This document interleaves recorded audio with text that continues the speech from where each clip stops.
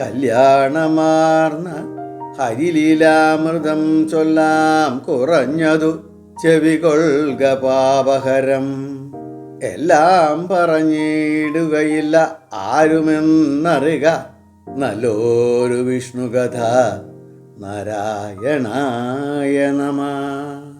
യുധിഷ്ഠിരൻ ചോദിക്കുകയാണ്, ആധ്യാത്മികം എന്ന് പറഞ്ഞാൽ എന്താ?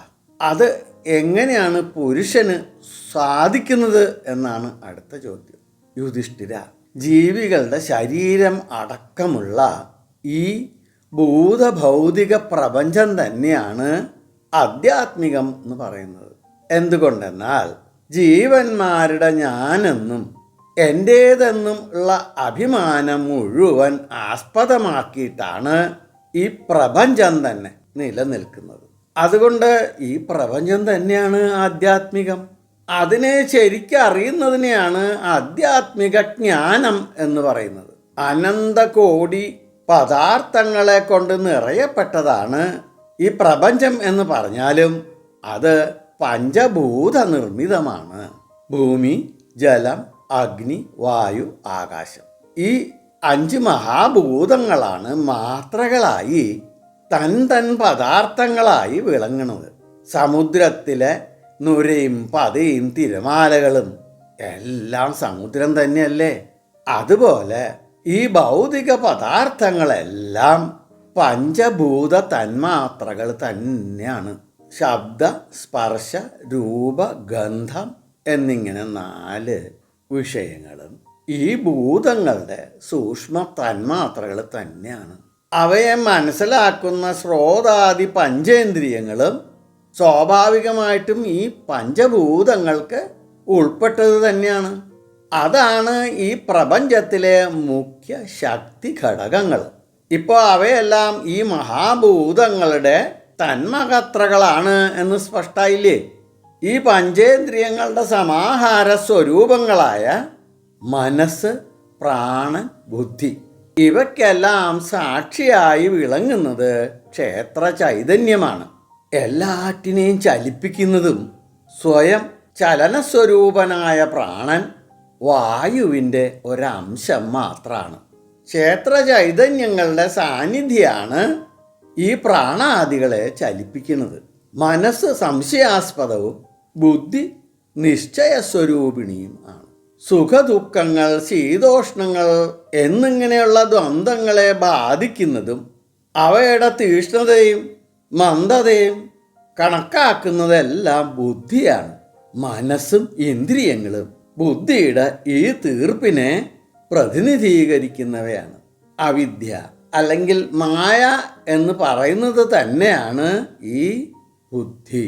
ക്ഷേത്രജ്ഞ ചൈതന്യത്തിൻ്റെ ബുദ്ധിയാകുന്ന അവിദ്യയുടെ പ്രതിബിംബമാണ് ചിദാദാസൻ അല്ലെങ്കിൽ ജീവൻ എന്ന് വിളിക്കുന്നത്. ഞാൻ എന്ന ഭാവത്തിലാണ് അത് വിളങ്ങുന്നത്. എല്ലാവിധ കർമ്മങ്ങളുടെ കർത്താവും ജനന ഭരണങ്ങൾ അടക്കമുള്ള എല്ലാവിധ അനുഭവങ്ങളുടെ ഭോക്താവും ഈ ജീവൻ തന്നെയാണ്. അവിദ്യ ഉള്ളിടത്തോളം കാലം ജീവത്വവും ജീവത്വമുള്ളിടത്തോളം കാലം ജനന മരണങ്ങളുടെ അടക്കമുള്ള സംഹാരാനുഭവങ്ങളും നിലനിൽക്കും.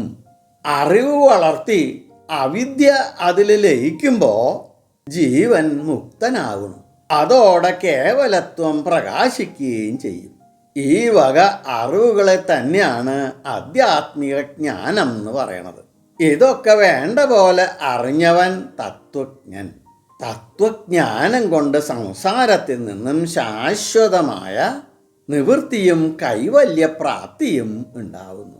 അവിദ്യാസ്വരൂപിണിയായ ബുദ്ധിയുടെ വൃത്തികളാണ് ജാഗ്രാദി അവസ്ഥകൾ. ജാഗ്രൽ, സ്വപ്ന, സുഷുപ്തികളാകുന്ന അവസ്ഥകളെ ഉപാധികളാക്കി സ്വീകരിക്കുന്നത് കൊണ്ടാണ് ഒന്നായിരിക്കുന്ന ജീവനു വിശ്വൻ, നൈജസൻ, പ്രജ്ഞൻ, തുരീയൻ എന്നിങ്ങനെയുള്ള 4 ഭാവങ്ങൾ ഉണ്ടായിത്തീർന്നത്. സ്ഥാനങ്ങളും സംസ്കാരങ്ങളുമാണ് ജീവന്റെ ചാതുർവിദ്യത്തിന് അടിസ്ഥാനം. അവയെ മാറ്റുന്നത് ബുദ്ധിയുടെ പ്രവൃത്തിയാണ്.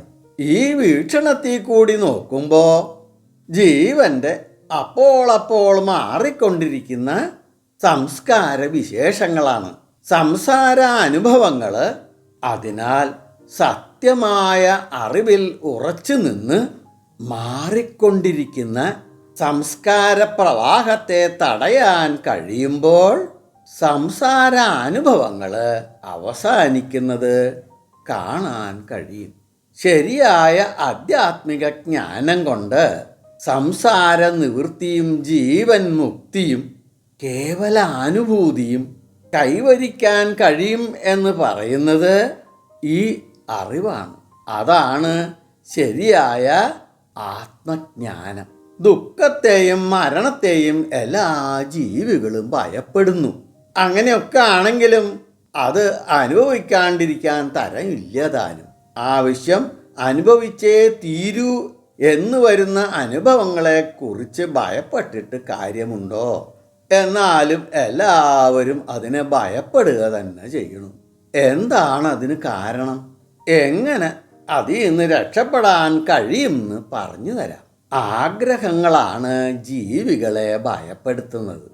ജീവിച്ചിരുന്നാലും മരിച്ചാലും വ്യത്യാസം ഇല്ല എന്ന ആത്മബോധം ഉണർന്നാൽ മരണത്തോടുള്ള ഈ ഭയപ്പാട് തീരും. ജീവിച്ചിരിക്കാനുള്ള ആഗ്രഹവും മരിക്കാനുള്ള പേടിയും ഉള്ള ഒരാൾക്ക് മരണത്തെ ഭയപ്പെടാതിരിക്കാൻ വയ്യ. പ്രജ്ഞാശുദ്ധിയോ ശരിയായ അറിവോ ഇല്ലാത്തതാണ് ഇതിന് കാരണം. ഇവയൊക്കെ തന്നെയാണ് ദുഃഖത്തിനും ഭയത്തിനും ഹേതുവായിട്ടിരിക്കുന്നത്. അതുകൊണ്ട് പ്രജ്ഞാശുദ്ധി, തത്വബോധം, നിസ്സംഗ ജീവിതം എന്നിവ ഉള്ളവർക്ക് എപ്പോഴും എന്തിനെ സംബന്ധിച്ചും ഭയപരിഭ്രമങ്ങൾ ഉണ്ടാവുന്നില്ല. യുധിഷ്ഠിര, ശരിയായ ആധ്യാത്മിക ജ്ഞാനം കൊണ്ട് സംസാര നിവൃത്തിയും ജീവൻ മുക്തിയും കേവലാനുഭൂതിയും കൈവരിക്കാൻ കഴിയും എന്ന അറിവാണ് ആധ്യാത്മിക ജ്ഞാനം എന്ന് പറയുന്നത് എന്നിങ്ങനെ ഭീഷ്മപിതാമഹൻ യുധിഷ്ഠിരന് ആധ്യാത്മികം എന്താണെന്നും ആധ്യാത്മിക ജ്ഞാനം എന്താണെന്നും പറഞ്ഞു കൊടുത്തു. എല്ലാവർക്കും ഭഗവാന്റെ എല്ലാ അനുഗ്രഹാശിസ്സുകളും എപ്പോഴും ഉണ്ടാവണേ എന്ന് പ്രാർത്ഥിച്ചുകൊണ്ട് ലോക സമസ്ത സുഖിനോ ഭവന്തു.